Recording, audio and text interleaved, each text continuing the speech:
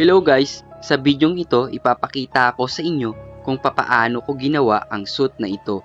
Ginawa ko nga pala ito in 2 days lamang. Dahil nga akala ko walang kukuha sa akin para dito. Sa showing ng Spider-Man Brand New Day.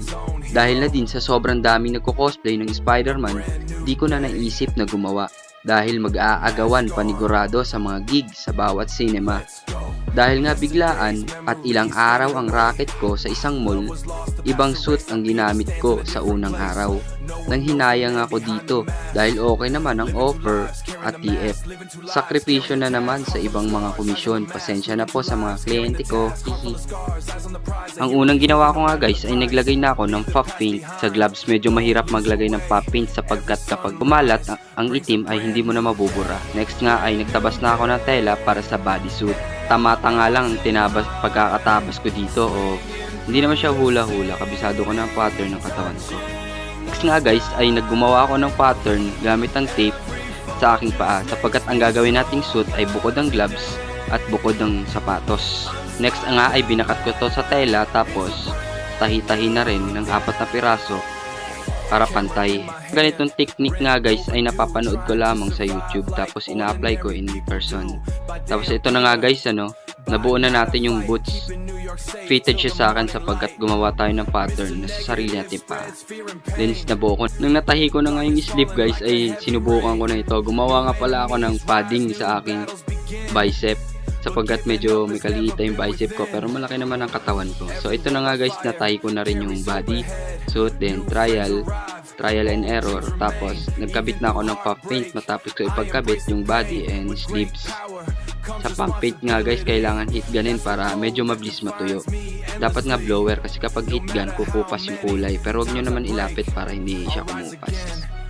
Narin ako ng pump paint sa harapan. Medyo mabagal nga ito guys. Pinorward ko lang para mukhang mabilis. Hindi dapat magkamali dito guys sapagkat kapag kumalat nga yung itim ay hindi mo na mabubura. Uulit ka na naman ng pagtatahi at pagtatabas. So after nga dito guys, ito steady lang dapat, huwag palapitan sa pusa, aso para hindi kumalat. Madaling araw ko na nga ito nagawa. Next nga guys ay naglagay na rin ako ng pop paint sa sapatos para sabay-sabay ko na sila patutuyuin. Tapos gumawa na rin ako ng pattern sa ulo para sa gagawin kong mask. Gumamit na rin ako dito ng tape, same technique na ginawa ko sa paa. After nga ng mask, pagkakatabas ko guys ay inano ko na siya, nilagyan ko na rin siya ng pop paint, itim, iwas din sa kalat, steady lang dapat. Pero dapat meron ka ng sinulatan dyan, ginuhit para babakatin mo na lang. So ito na nga guys, ang lupit na pagkakagawa ko dyan. Sarili kong pattern yung ginamit ko sa tela. Yan sa mga... Hey guys!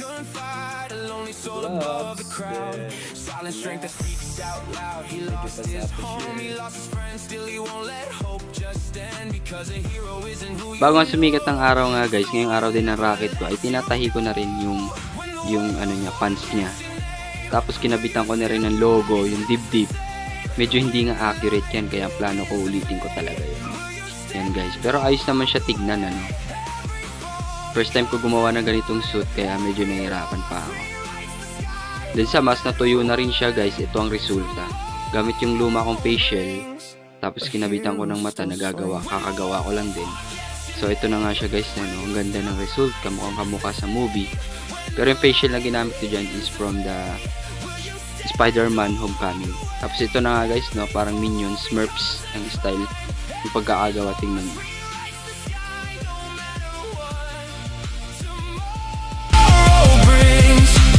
Hero still swings. If every memory disappears, if every voice is gone, if every dream is left behind, we'll keep holding on. When the world forgets your name, still your heart remains the same. When the night consumes the day, you'll become the light again. Every scar becomes your strength, every step defines your fate. Some heroes wear a crown, some heroes wear a mask. Spider-Man, a new day, the same comes great responsibility.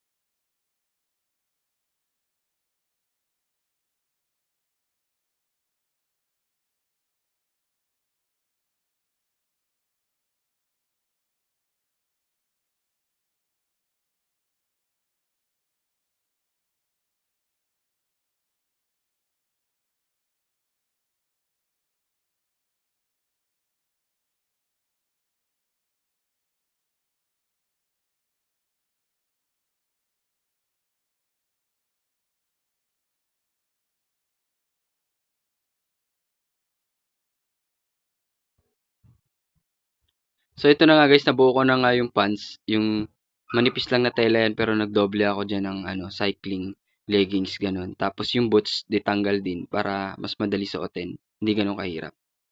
Ito na nga guys, sumayaw pa nga ako dyan. Then after nga guys, nandun na kami sa event.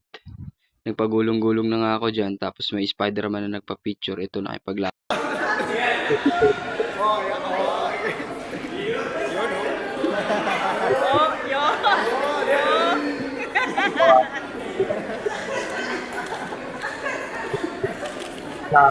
Nakabilis.